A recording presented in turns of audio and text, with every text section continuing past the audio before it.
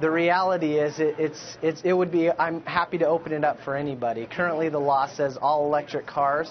I'm willing to open that up to all manufacturers, but the reality is they don't want it. They want the protectionism. They want to. The way it's structured right now is that if you want to buy a car in Arizona, you have to purchase through a dealer. Tesla does not use a dealer model. They use a direct sales model. And so what we want to say is, yes, you can buy a Tesla car here in Arizona. You don't have to go to another state.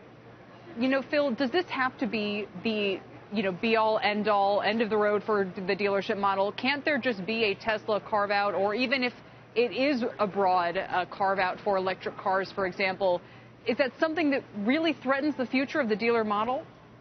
I think most people who have looked at this have said, look, this does not threaten the dealer model, that the argument that you hear from dealers that if you let Tesla open a dealership, it's going to hurt their business. In reality, almost every dealer I've talked with has said, no, I don't think that Tesla selling directly is going to hurt my particular business, but the dealers are worried that it sets the precedent. That's what they're concerned about. I'm curious, Representative, have you heard from any dealers? I mean, have you heard from the Dealer Association? Have they said to you, no way, this is not going to go through? Yes, I've heard from the dealers. I've heard from many, many lobbyists on this issue. And the more that I hear from lobbyists, the more I feel like this is an important law that needs to be passed. They're actually convincing me that this is a law that we need to pass.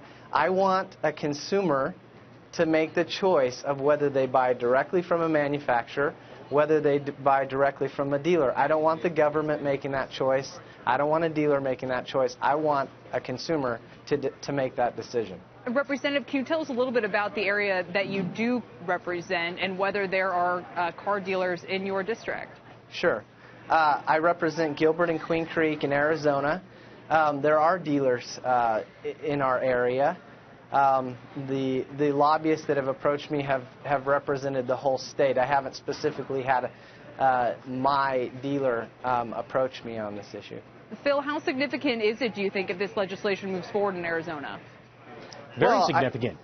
I'm sorry, Representative. Kelly, I think it's very significant. Phil, go ahead. Yeah. It's very significant from this standpoint. If Tesla can get a win here, it's much more likely that they'll be able to say to other states like Ohio and New York, where they're battling against the legislators who are saying maybe we should put a ban in place, they can go there and say, look, Arizona has seen the light. They think that it's okay for us to sell vehicles directly to customers and that you should do the same thing or allow us to continue to do the same thing depending on what state you're talking about.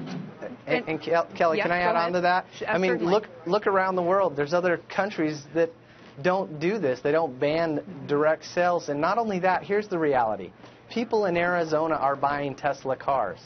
There are 600 or so Tesla cars on the road. It's not a huge impact. It's not going to rock the boat.